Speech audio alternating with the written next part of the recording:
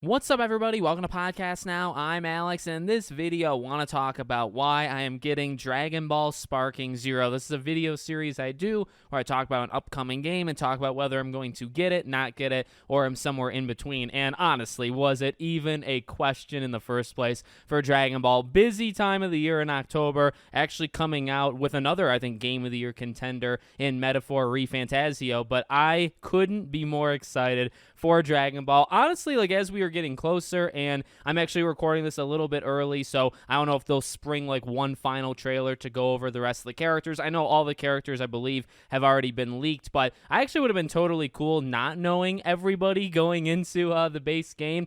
We got plenty of them, and I kind of wanted them to save maybe like 10 or 15 just for like the final roster, right? To just fire up the game and be like, oh, cool, X or Y, made the roster, right? But that's just an aside. This game looks unbelievable, and I say fellow Game of the Year contender with Metaphor ReFantazio because I think Dragon Ball Sparking Zero is going to be a Game of the Year contender. This game feels like it's going to have literally everything, and just in a basic like gameplay department, I don't think the game could look any better. People have said this before. It's not necessarily saying anything new, but when we were growing up, right, playing the Budokai games, playing Budokai Tenkaichi, and I just replayed all three Budokai games. I didn't get to the Tenkaichi ones before Sparking Zero, but I will eventually.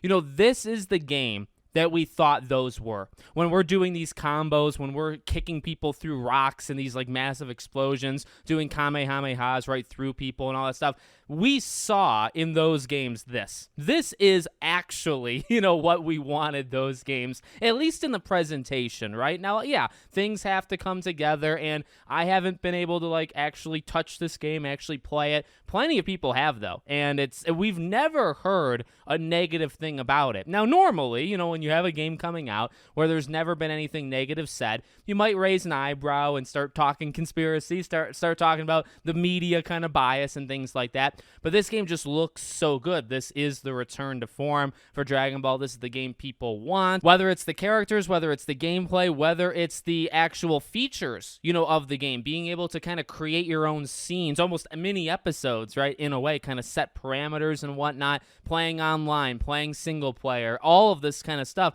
There's just very little negative, if anything negative, about this game. But I really do, like, when I think about it, I really do just come back to just how fun and presentation-wise the game looks. And again, like, replaying these games, you realize that they always were good. Dragon Ball Budokai 3, I think specifically, has absolutely amazing gameplay with all these kind of little features that weren't actually in, the first two. They kind of add them in over time. And just to see you being able to pull off these combos, just to see, I don't know, the destruction of the environment, and when you're doing a beam of, whatever kind, anything that has like energy involved, if you look at nearby trees, right, they'll literally shake like with the vibration of the beam strike, whatever it might be. It is unreal. So presentation-wise, visually, I can't believe it. I actually still pinch myself and say, I can't believe we're actually getting it. I can't believe it looks that good. And I think this is just a game that's going to have a lot of replayability. It's,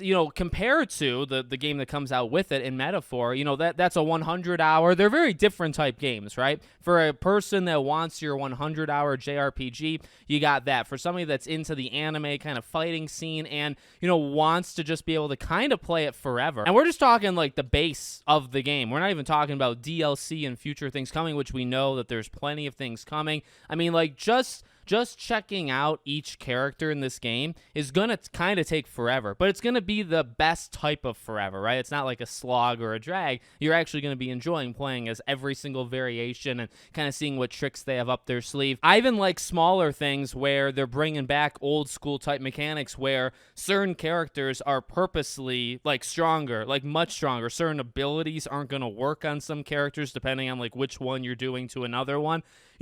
I don't know if that would be like frowned upon. I think it would be for like Street Fighter and Tekken and Mortal Kombat and stuff. I think that'd be like blasphemy. But for a game like this, that's kind of just embracing what it is, right? Trying to win back the old school fans while also, being probably the first Dragon Ball. I guess I don't want to call it, Tenkaichi, because it's really not. But, one of these Budokai Tenkaichi games.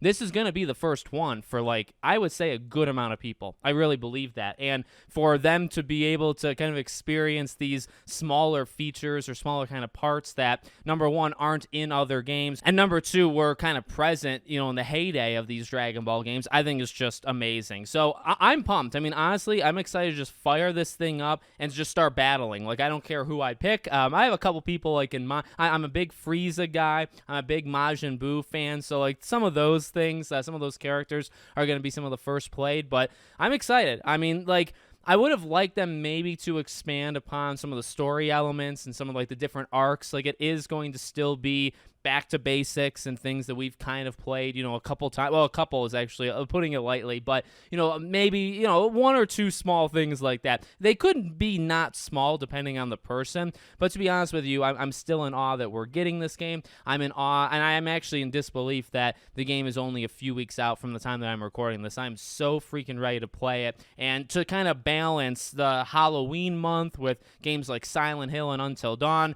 long games like Metaphor, actually long games as well, with like Dragon Age the Veilguard at the end of the month. This is going to be a really good palate cleanser for me, where you can kind of just fire this thing up literally whenever, step away from something else that you're playing, and just jump into the Dragon Ball universe. So I truly couldn't be more excited, and I mean it. I really think this game, and I've been saying this like literally all year, if not also last year, I think this game is going to be like a top 5 game of the year for me. Going into the fall here, it's one of my most anticipated. I mean, this, Metaphor, Life is Strange maybe, and I'm a big Max Caulfield fan, big Life is Strange 1 fan. I don't know many other games that can reach the status or the excitement that I have for Dragon Ball Sparking Zero going into this fall. Astrobot, I would say, was one of them, and that's passed, so it kind of clears the deck. Now we're ready for Dragon Ball. So let me know what you guys think in the comments. Make sure, as always, you're subscribed to the channel, bell icon turned on, and I hope to see you all on the next one.